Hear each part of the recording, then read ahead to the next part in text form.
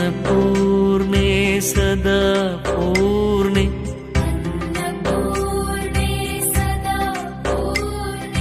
शङ्कर प्राणवल्लभे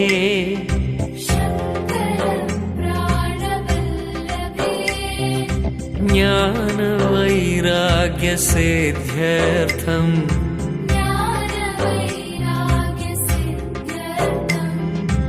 भिक्षां देहि च पार्वती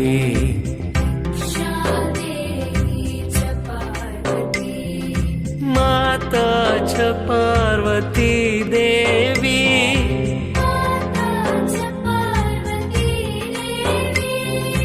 पिता देवो महेश्वरः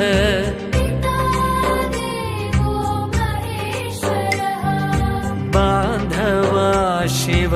भक्ताश्च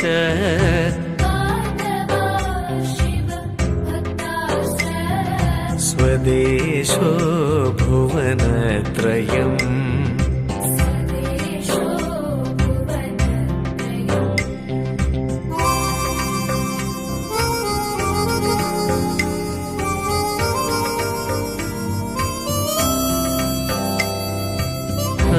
अन्नपूर्णे सदा पूर्णे शङ्कर प्राणवल्लभे ज्ञानवैराग्यसिद्ध्यर्थम् भिक्षां देहि च पार्वती माता च पार्वती देवी पिता देवो महेश्वरः बान्धवा शिव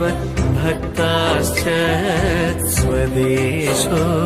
भुवनत्रयम्